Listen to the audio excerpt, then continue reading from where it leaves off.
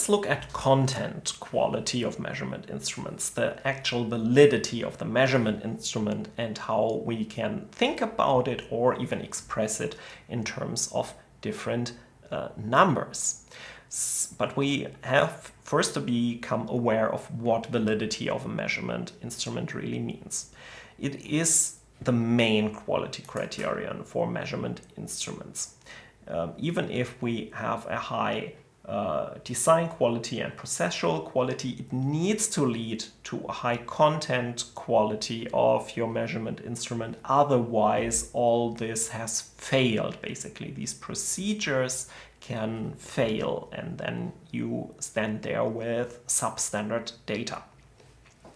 So what is validity of measurement? It describes whether the measurement really actually measures what it's designed to measure, what you intended to measure.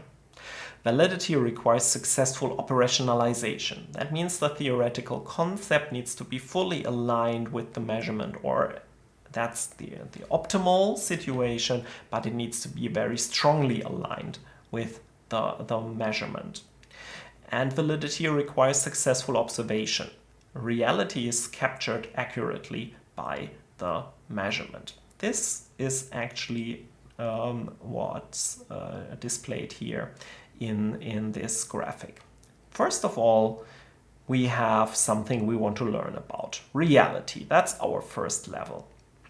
And let's say we have an actual relationship between strength of arguments that you use in a speech and the persuasion success. So whether you change the attitude of the person about the topic of your speech.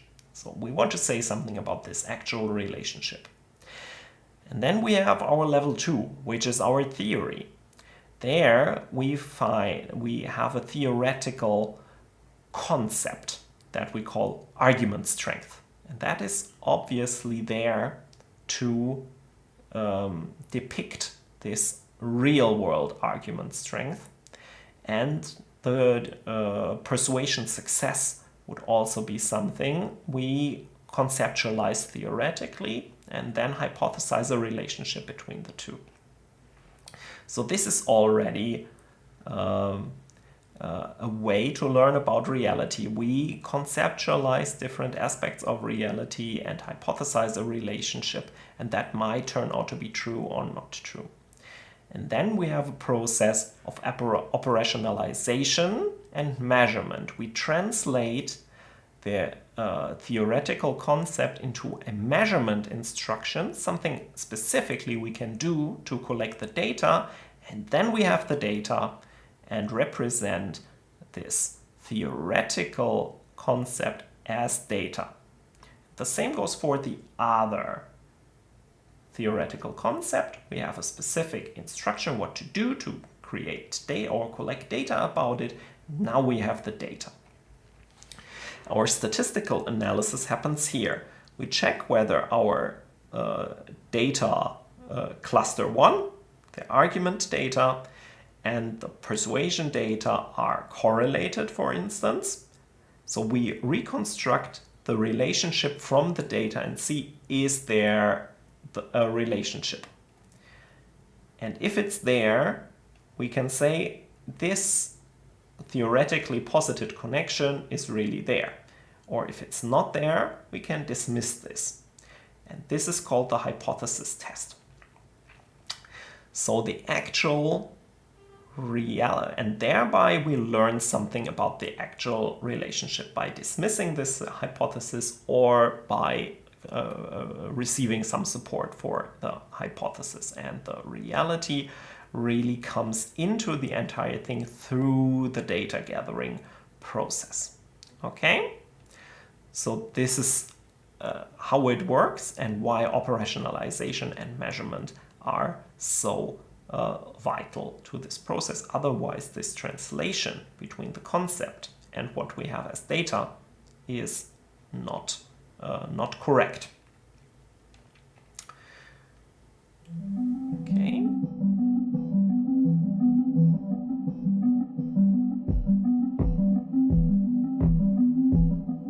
Okay. But of course, these hypothesis tests may be correct or incorrect. So sometimes we erroneously conclude based on the data that there is a relationship that actually isn't there, or we prematurely dismiss a relationship that isn't that really is there, but we find no evidence for, so we assume it's not there. We can imagine 4 different situations on 2 dimensions. The first dimension is whether the hypothesis is supported by the data. So these are positive results or negative results. The hypothesis is not supported by the data. And both of these conclusions may be right or wrong. If we have correct measurements and analysis and the data fit reality, we get true positives, like empirical support for a hypothesis, or true negative, falsification of a hypothesis, correctly so. However, may also be that we fail to translate, to really capture reality with our measurement instruments. So we falsely conclude that a hypothesis is correct, even if the relationship really isn't there. Or we falsely conclude that the relationship isn't there based on the data, even though it exists, right? So false positives and false negatives. That is possible, and one major reason is because the operationalization and measurement process wasn't sufficiently accurate.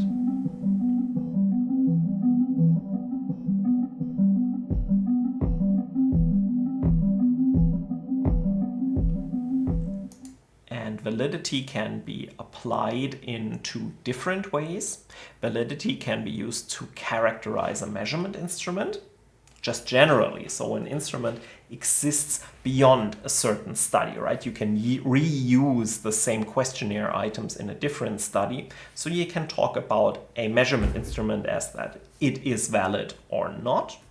Or you can characterize a specific observation measured in a specific study. So is our data that we produce valid? Is it based on valid measurements or is it not, right? So you kind of have to tell apart these 2 levels. You can validate a measurement instrument, and you can say this measurement instrument usually creates valid data, but in a specific situation it may nevertheless fail and we have low validity of our data. For instance, if we have applied it to young children who can't read, or who partly can't read, or have difficulty understanding difficult language, and it has been validated with university students, then validity may be low even if the measurement generally has been validated.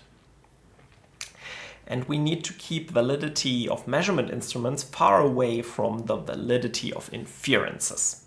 So when we talk about things like ecological validity, internal validity, or external validity, that's something else. That is about the entirety of a statement that you're making based on a study. And this statement can be ecologically valid, internally valid, or externally valid, but it's not only the measurements that play in there. For example, it may be related to sampling decisions or design decisions that kind of hamper ecological validity, for instance. Okay? And we need to be aware that validity is never absolute. It's a matter of degree. This is a strong simplification where here kind of operationalization fails to capture the nature of the thing in itself. But that is usually not what happens. Usually we have some problems in translating between a theoretical construct and a measurement of an actual process or an actual phenomenon. but these losses should be minimized as much as possible, but it's usually not perfect.